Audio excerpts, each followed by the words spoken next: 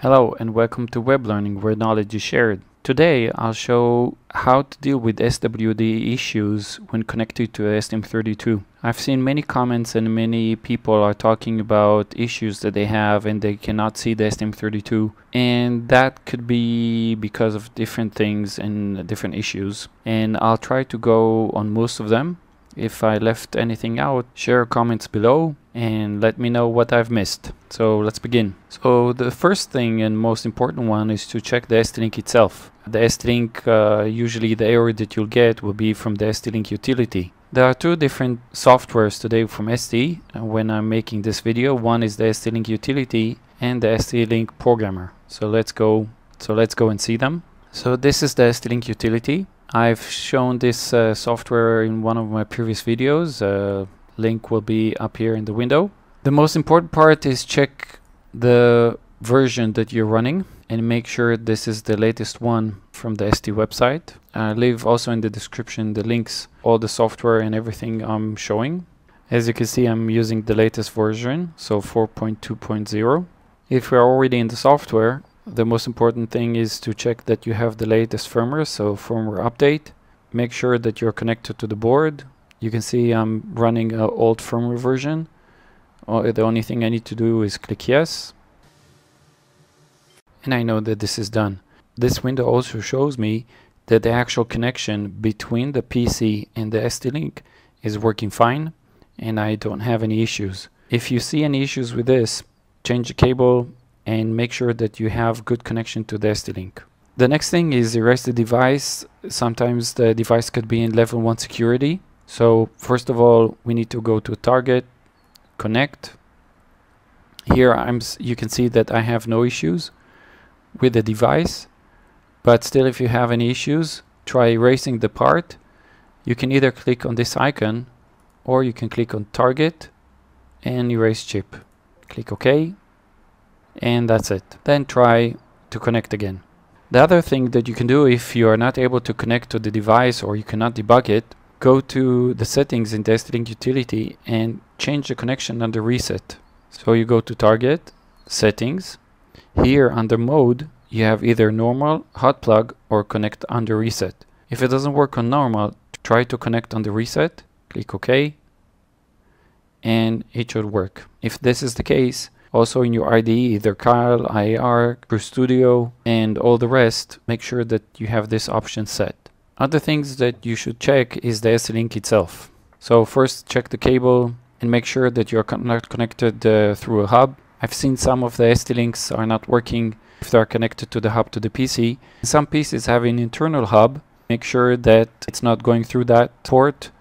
Change a different USB port and try to connect. STLink version, I've talked about that. Again, make sure that you have the latest version of the STLink. PC driver, make sure that you have under Universal Serial Bus Devices, you have STLink debug. It shows OK, it doesn't have any question marks. Under properties, again, you can see manufacturer ST Microelectronics, your Universal Serial Bus, the driver, and everything is working OK. Update the STLink, I've showed it in the STLink utility. Also, there are many different versions of STLink in the market. There is the STLink version 1, then there is the STLink version 2. And you can find in AliExpress and other open source STLink. Again, make sure that you have the latest one with the latest driver and that you are able to update the STLink that you have with the latest firmware. Next, make sure that the connection of all the wires to the board are connected correctly. Some of the boards, like the Nucleo 32, come with a built-in debugger. Some boards come without any debugger and you need to connect it with wires. Some boards, like the Nucleo, they have the STLink debugger on them and they can immediately connect to the PCB itself. So whatever method you're using, make sure that the cables are connected correctly to the different pins. If you're unsure what pins to connect, it's best to use the STM32 QBMX. So opening the QBMX, for example, let's say I'm using L051. So L051, let's say I'll take the 64 pin. All I need to do is go to sys, debug serial wire, and I can immediately see what pins I need to connect. Of course, I need to connect to SWD, the clock, and reset this pin, and PSS. If you're unsure about how to connect the pins or how they are connected, you can always download the Nucleo schematics and see how it's connected there. So this is the STM32 Nucleo 64 schematics. Right here at the corner you can see how the connection between the STLink and the main board are connected. This connector CN4 is this connector right here if you want to break off the STLink.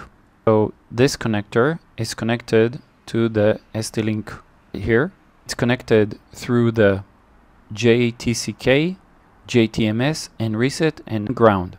This is not important and it's used for something else. So the only pins that you need to connect is reset. TMS is also called, you go by the pin, as SWDIO. JTCK is also called the SW clock. The N reset pin is also important. The SWO for microcontrollers for M3, M4 and above. M0 doesn't have SWO pin. Those are the only 4 pins that you need to connect. And reset. And reset is very important, and I've seen many issues with different boards. As you can see also from the schematic, the N reset pin of the microcontroller is not connected to anything except a small capacitor, 100 nanofarad. In this case, there is also a reset switch connected to ground. When this button is pushed, microcontroller goes to reset. The STM32 has an internal built-in reset pull-up and an internal MOSFET reset the device from the window watchdog, pen watchdog, power reset, software reset, and other factors. There is no need for external pull-up, only external capacitor, as we've seen schematic. When you have issues with the board and you look at the N reset, it's really important to have a look quickly on the N reset voltage.